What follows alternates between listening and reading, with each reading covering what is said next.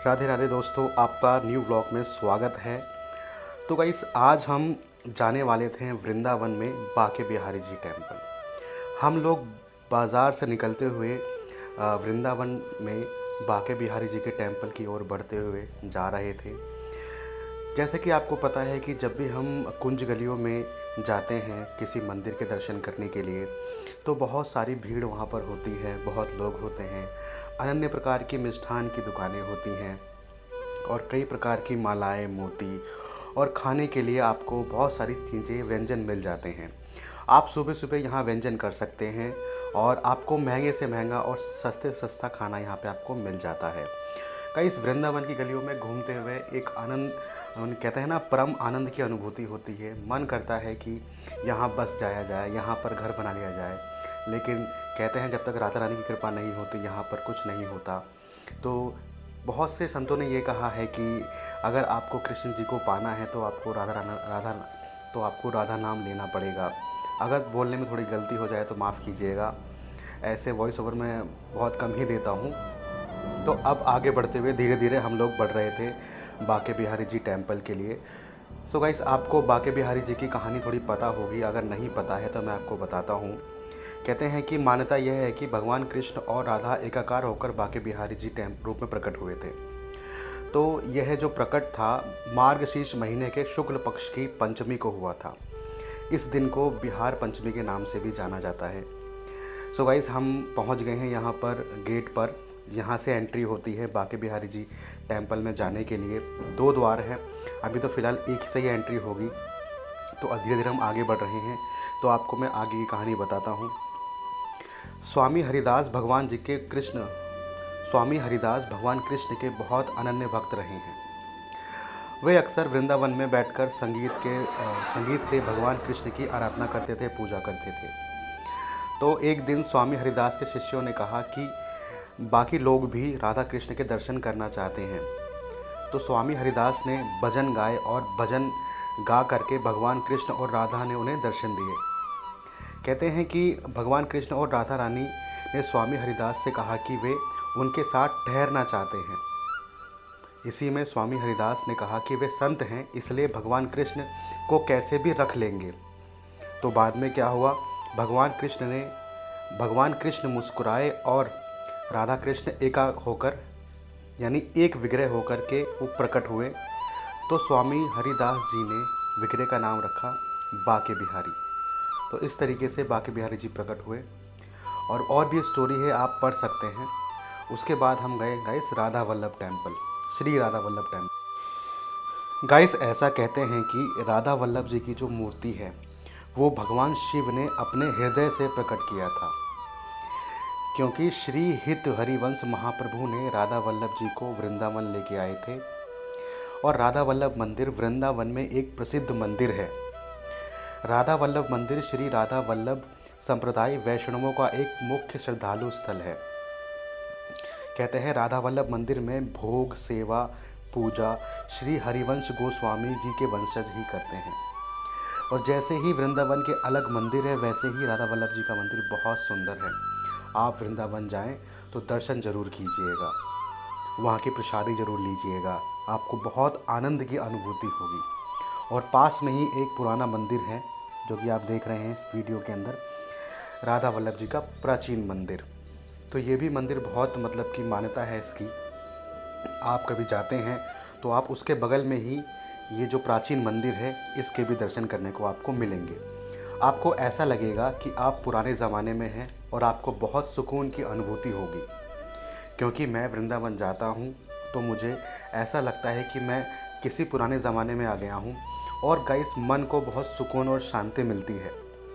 शहर की जो भीड़ भाड़ है, टेंशन है, इससे दूर जा कर के वृंदावन में भगवान के साथ रहना एक ऐसा सुख है जो मैं आपको मुंह से बयां नहीं कर सकता, आपको खुद फील करना पड़ेगा। दोस्तों, बगल में ही श्री ठाकुर राधिका वल्लभ जी महाराज का मंदिर है। आप राधा वल्लभ मंदिर के बाद यहाँ पर दर्शन कर सकते हैं। देखिए, जैसे वीडियो में दिखाया गया है। बहुत कम लोग इसको जानते हैं, लेकिन धीरे धीरे इसको लोग जानने लग गए हैं और यहाँ जाके दर्शन करते हैं। जैसे कि हमारे जो विद्यार्थी लोग थे, मेरे दोस्त और मेरे स्टूडेंट्स, सब लोग यहाँ गए। बहुत ही अति सुंदर मतलब प्रतिमा है जो विग्रह हैं भगवान की, बहुत मतलब कि मनमोहक है। अगर आप यहाँ पर जाते हैं तो राधिका वल्लभ जी ज़रूर जाएं, आपको बहुत अच्छा लगेगा। उसके बाद आप यहाँ पर बैठ कर के कीर्तन भी कर सकते हैं, और जो भी डोनेशन आपको देना है तो आप यहाँ पर डोनेशन की सेवा भी कर सकते हैं। उसके बाद हम निकल गए आगे के मंदिरों के लिए, कुंज गलियों से होते हुए। ऐसा लगता है कि कुंज गलियाँ कितनी ही सुंदर, कितनी मनमोहक हैं। यहाँ से घर वापस आने का मन नहीं करता। यहाँ पर एक बार जाओ तो ऐसा लगता है कि यहीं पर बस जाएं और यहीं पर रहें हम लोग। तो ये कुंज गलियाँ बहुत सुंदर हैं, बहुत आनंद आता है यहाँ पर घूमते हुए। उसके बाद हम आगे गए, फिर दोस्तों हम गए सेवा कुंज। वृंदावन में एक प्रमुख हिंदू मंदिर है। कहते हैं यह मंदिर भगवान कृष्ण और राधा रानी को समर्पित है। सेवा कुंज रासलीला के लिए प्रसिद्ध है। सेवा कुंज के खूबसूरत बगीचे आपको बहुत मनमोहक लगेंगे, आपको बहुत सुकून और आनंद की अनुभूति होगी। माना जाता है कि यही भगवान कृष्ण और राधा ने अपने दिव्य लीलाएं की थी, और कहते हैं सेवा कुंज में भगवान कृष्ण और राधा की उत्कृष्ट मूर्तियां भी हैं। सेवा कुंज में श्रृंगार आरती की परंपरा है। यहाँ पे भगवान की श्रृंगार आरती होती है। और दोस्तों ब्रजवासियों का कहना है कि आज भी हर रात को श्री राधा कृष्ण युगल यहाँ विहार करते हैं। सेवा कुंज में रात में कोई नहीं रुकता, क्योंकि यहाँ कहते हैं यहाँ पर रास होता है जिसे किसी को नहीं देखना चाहिए। भगवान कृष्ण राधा की सेवा निस्वार्थ सेवा करते हैं और रास लीला करते हैं। एक पवित्र नृत्य होता है, कहते हैं गाइस एक पवित्र नृत्य होता है, और नृत्य की तैयारी में उनकी सहायता भी की जाती है। तो सेवा कुंज बहुत सुंदर है। आप आते हुए निधिवन से सेवा कुंज यहाँ पर दर्शन कर सकते हैं, और आपको बहुत अच्छी अनुभूति होगी। आगे देखिए, इसके बाद हम दूसरी जगह चलते हैं।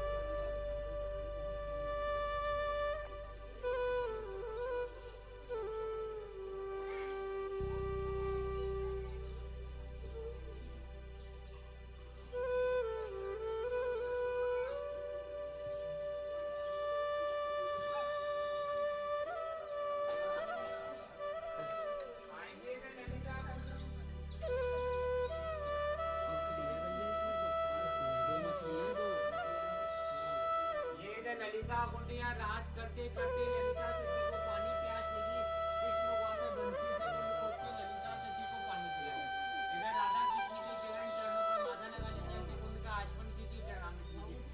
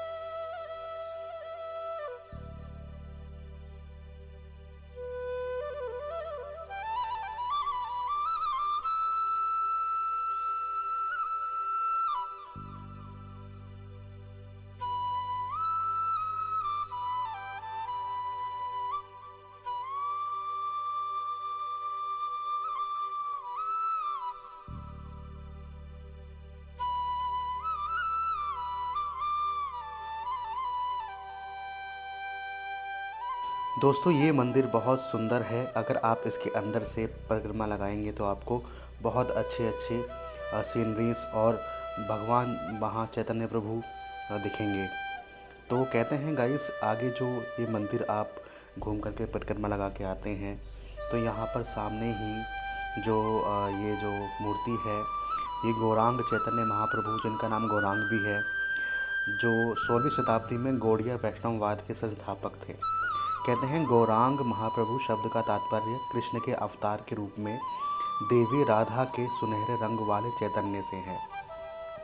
भगवान श्री गौरांग महाप्रभु की एक मूर्ति विग्रह है।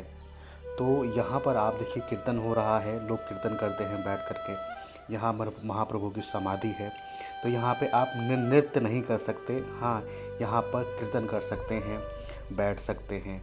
उसके बाद हम गए श्रीला प्रभुपाद जी, जो कि इस्कॉन के फाउंडर हैं, उनके रूम में, जहाँ पर वो वृंदावन में रहा करते थे, जहाँ पर भगवान की भक्ति किया करते थे।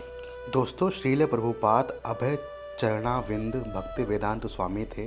वे एक आध्यात्मिक, दार्शनिक और धार्मिक शिक्षक थे। वे गौड़ीय धर्म, वैष्णव धर्म के प्रचारक थे। श्रीला प्रभुपाद ने अंतर्राष्ट्रीय कृष्ण भावनामृत संघ इस्कॉन की स्थापना करी थी। उनका जन्म 1 सितंबर 1896 कलकत्ता में हुआ था। उनका निधन 14 नवंबर 1970 को हुआ था। वे बचपन से ही श्री कृष्ण के लीला में लीन थे। आगे हम गए मीराबाई के मंदिर। दोस्तों मीराबाई श्री कृष्ण की अनन्य भक्ति, और कहा जाता है कि मीराबाई 16वीं शताब्दी की एक हिंदू कवित्री और कृष्ण भक्त थीं। वे कृष्ण भक्ति शाखा की महान कवित्री मानी गई हैं। मीराबाई को संत मीराबाई के नाम से भी जाना जाता है। ये प्रसिद्ध मंदिर मीराबाई जी का मंदिर है। मीराबाई भगवान श्री कृष्ण की सबसे बड़ी भक्त थीं। तो मीराबाई का जन्म जोधपुर के चौकड़ी गांव में हुआ था। मीराबाई का विवाह उदयपुर के महाराणा कुमार भोजराज से हुआ था। मीराबाई बचपन से ही कृष्ण की बहुत अनन्य भक्ति, उनमें रुचि लेती थी। मीराबाई ने कृष्ण भक्ति के कई पद लिखे हैं। मीराबाई को संत रैदास की शिष्य माना जाता है। तो मीराबाई की भक्ति में इतनी तल्लीनता थी कि कहा जाता है कि उनकी मृत्यु भी भगवान कृष्ण की मूर्ति के समाकार ही हुई थी। कहते हैं गाइस, मीराबाई की स्मृति में चित्तौड़ किला समेत कई हिंदू मंदिर बनाए गए हैं। मीराबाई के जीवन पर कई किंवदंतियाँ प्रचलित हैं। मीराबाई के जीवन पर कई फिल्में हैं, कॉस्मिक ट्रिप्स है और अन्य लोकप्रिय साहित्य भी बनाए गए हैं। तो वृंदावन जाते हैं तो मीराबाई मंदिर ज़रूर जाना, वहाँ दर्शन करना, क्योंकि बहुत कम ऐसा अवसर मिलता है कि हम भगवान के अनन्य भक्तों के दर्शन कर पाएँ। तो यही व्लॉग आपका समाप्त होता है। आगे आप देखिए, और ऐसे और भी व्लॉग आते रहेंगे हमारे, जो बहुत सुंदर सुंदर होंगे और अलग अलग जगह के अलग अलग मंदिर को होंगे। तो हमारे जो बच्चे थे वो बहुत खुश हो गए। तो और हाँ गाइस, मैं आपको बताना चाहता हूँ कि हम लोग वृंदावन जाते रहते हैं। अगर आपको कभी वृंदावन जाना हो तो हमसे कांटेक्ट कर लीजिए, और हमारे साथ आप वृंदावन ब्रज के दर्शन कर सकते हैं। और अलग अलग जगहों पर हम जाते हैं, जैसे अलग अलग व्लॉग शूट करने, दर्शन करने। तो व्लॉग आपको अच्छा लगे तो लाइक शेयर कमेंट ज़रूर करना, और चैनल को सब्सक्राइब कर देना आप, संजीव टेन स्टूडियो व्लॉग्स। और गाइस, अगर मेरे बोलने में दिक्कत हो गई है तो मुझे माफ़ कीजिएगा, क्योंकि मैं ऐसे हमेशा नहीं बोलता और वॉइस ओवर में शायद से ही कम बोलता हूं। तो मिलते हैं नेक्स्ट व्लॉग में। आगे आप वीडियो को एंजॉय